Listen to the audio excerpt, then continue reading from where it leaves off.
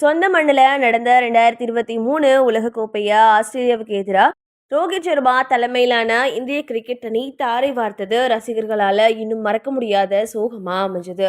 ஏன்னா ஆரம்பத்துல இருந்தே லீக் சுற்றுல அட்டகாசமா விளையாடின இந்தியா தோல்வியை சந்திக்காத ஒரே அணியா சாதனை படிச்சு செமிஃபைனல்ஸ்ல வலுவான நியூசிலாந்த முதல் முறையா தோற்கடிச்சு ஹிஸ்டரிய மாத்தி எழுதினாங்க.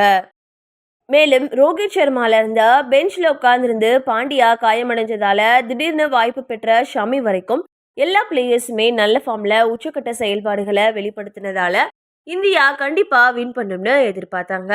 ஆனா இறுதிப் போட்டியில பேட்டிங்ல சுமாரா விளையாடின இந்தியா வெறும் 240 ரன்ஸ் மட்டுமே எடுத்து 2011 மாதிரி சொந்த மண்ணில கோப்பையா வின் பண்ற அற்புதமான வாய்ப்பை நழுவ விட்டாங்க.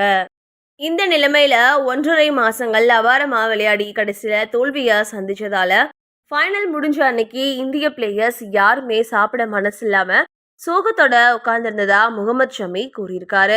ஆனா அப்போ திடீர்னு இந்திய பிரதமர் நரேந்திர மோடி வந்து தங்களுக்கு ஆறுதல் தெரிவிச்சது சோகத்துல இருந்து கொஞ்சம் வெளிவர்றதுக்கு ஹெல்ப்பா இருந்துச்சு அப்படின்னு ஷமி இது பத்தி சமீபத்திய தொலைக்காட்சியில என்ன பேசியிருக்காருன்னா, நாங்க தோல்வியால மனம் முடிஞ்சு பெவிலியன்ல உட்கார்ந்திருந்தோம். குறிப்பா 2 மாசங்களா வெளிப்படுத்தின கடின உழைப்பு ஒரு மோசமான தோல்வியால வீணானதை நினைச்சு நாங்க சோகத்துல ஆழ்ந்தோம்.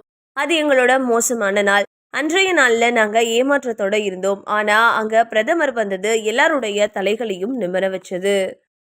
சொல்லப்போனா மோடி அவர்கள் எங்களை சந்திக்க வருவாருன்னு யாருமே எங்ககிட்ட சொல்லல.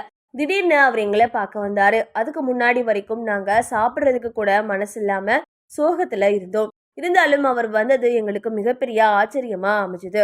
அதுக்கப்புறம் அவர் எங்களை கூப்பிட்டு ஆறுதலா பேசினாரு.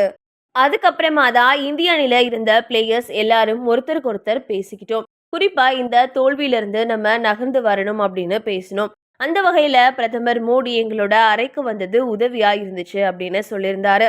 இதை தொடர்ந்து மனசை தேத்திக்கிட்டு 2024 T20 உலகக்கோப்பையா வின் பண்ற பயணத்தை இந்திய அணியினர் துவங்கியிருக்காங்க.